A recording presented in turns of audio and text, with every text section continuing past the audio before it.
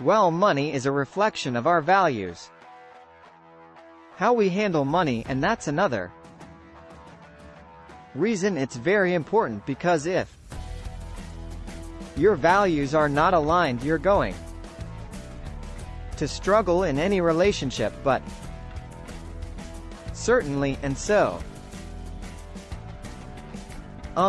talk about the basics of money. Well, I think the first thing is you have to have we were sitting in one of our leadership team meetings yesterday, as a matter of fact, at Ramsey, and we were looking at a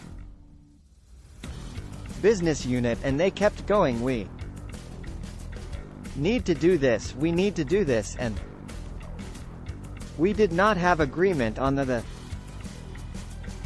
baseline data of what was actually going on. One person thought one thing was going on, one thought another was going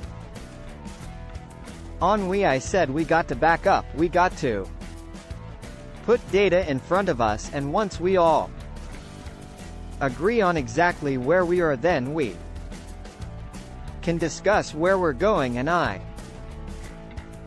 think building wealth or having a high quality life in any area is a little bit like that. You need to back up and say, okay, what are the principles before I worry about the tactics, and the principles should lead us to tactics and the 5 money principles. If we wanted to pull some out, there would be common sense, biblical things that are kind of boring, but if you lay those principles in place, then they'll lead you to the tactics. Here's one: live on less than you make. Right, that sounds kind of almost glib. But the Bible says the borrower it says a foolish man devours all he has. Live on less than you may. You need to be on a written plan in anything you're doing. If you don't do it intentionally, it's not going to occur. No one wins anything accidentally, it's an intentional act. Winning always is a marriage. Body building, a business, money. No one accidentally gets well, they just what happened. No one does that, so that's a written plan. That's called a budget. And so we gotta have a budget. We gotta live on less than we make. If you get out of debt, mathematically what it does is you have money to invest, because when you have a $750 payment on your Ford F-150, you got no money, right? And so that money's going to forward instead of to you. It's not going in your 401k, and so that's what the borrower's slave blender means. But also what happens when you get out of debt is you have this sense of freedom, you have the sense of autonomy, a sense of agency. You're not being controlled by the man. Stinking Bank of America. It doesn't tell you what to do. Ford Motor Credit doesn't tell you what to do, so you don't have to keep a horrible job. You can move to a better job and take that risk, but if you've got to pay payments, you don't feel free, and so being out of debt will be, unless you make and written investing, obviously in the house of the wise or stores. You start with an emergency fund, and then we long-term invest, and the largest study of millionaire has ever done in North America. We did it. Here at Ramsey, we discovered that the typical way someone gets their first 1 to 5 million is a paid-off house, and they have a really healthy 401k or Roth IRA combo and good mutual funds, and so they'll be sitting there with $1 million in their retirement accounts after 15 years of doing this, and they got a $500,000 or $700,000 paid for house. They got a $1.7 billion net worth, and so to save money, save money, yeah, I think anytime. And I'm no exception of this. Either anytime we make a grave error, that does have large impact. Music. It takes some of your confidence, and it takes you a while to trust yourself again in that music. So like when I went broke, I not only lost everything, it broke me. I was broken. I went from the arrogance to the other end of the spectrum, where I really didn't trust my own judgment because I had destroyed everything that was a nuclear landscape. After that, and so it took me a while to trust myself again in money. I had to earn my own trust back, as well as earn my wife's trust back, and earn your money back and earn the money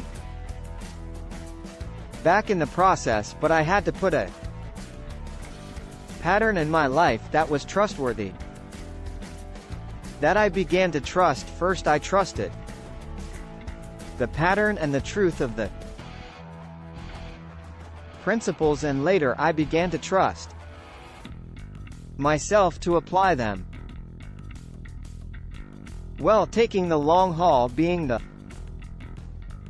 tortoise versus the hare, is not human nature. Our brains are wired by God for efficiency. We want to burn the least calories possible to get the job done, whatever it is, which in the financial world causes us to look at get rich quick, and then we don't think of it as stupid. I didn't think of it as stupid when I did it in the 80s, but I started with nothing, had $4 million worth of real estate, lost everything because I borrowed too much money on the real estate, and crashed my own life down on my head. I didn't think I was being foolish, foolhardy, impulsive, that they thought this is the least calories to burn to get to the goal. So that's just the human brain doing what it's supposed to do. We're just efficiency experts all the time in everything we do. What's the least effort to get to the goal? Principles that lead you to bad tactics, or principles that lead you to good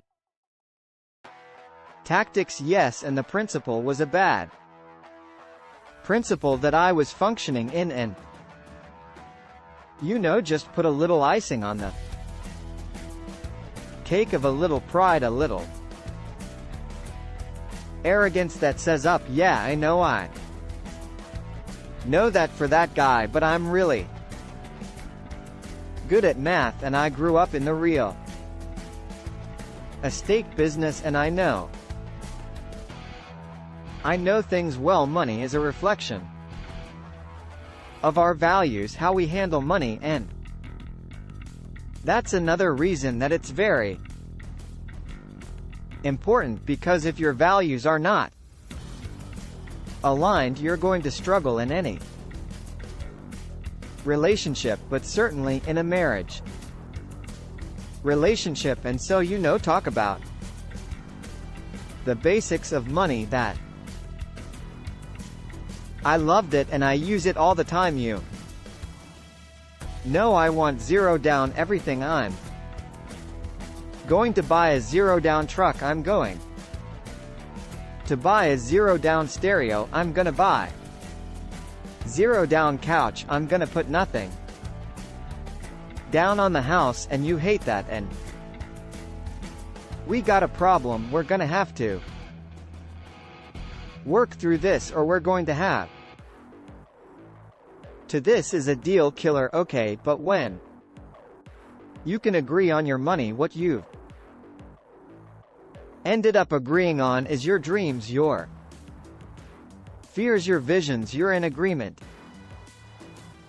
You're in alignment on those, not only what they are, but how we're going to go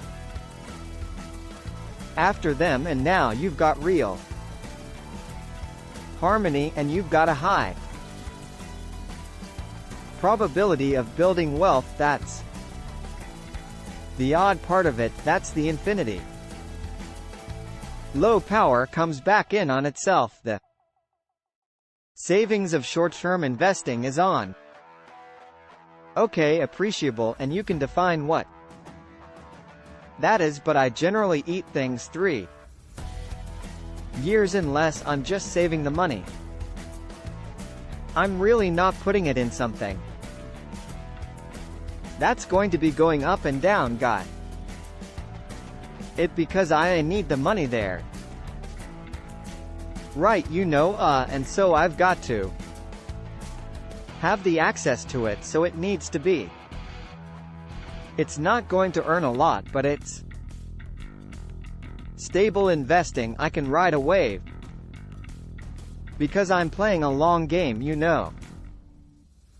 I number 1 never invest in something you don't understand. And that's a mistake people make all the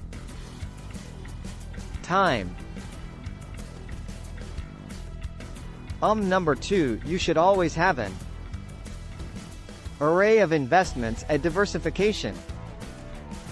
The Bible says in Ecclesiastes, spread your portions to 7, yes, to 8. For disaster may come upon the land, so don't have all your eggs in one basket, we say in the financial world, right? And so the biggest thing when we're in our entree leadership, we're working with small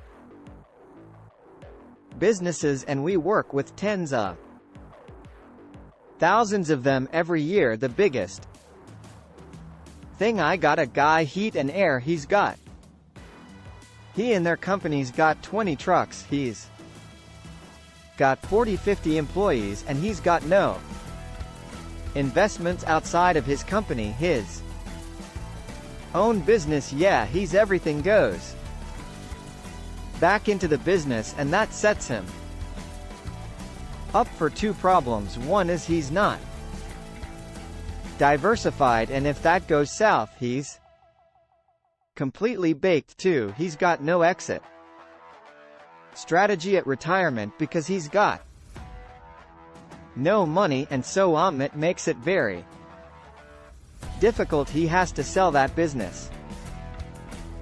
That's his only nest egg, and so he or she that owns the small business is much better off to also have their own 401k, their own Roth IRAs, and good growth stock mutual funds, and build up some extra wealth, and hey, go buy a piece of real estate that the business is not in. In addition to that, foreign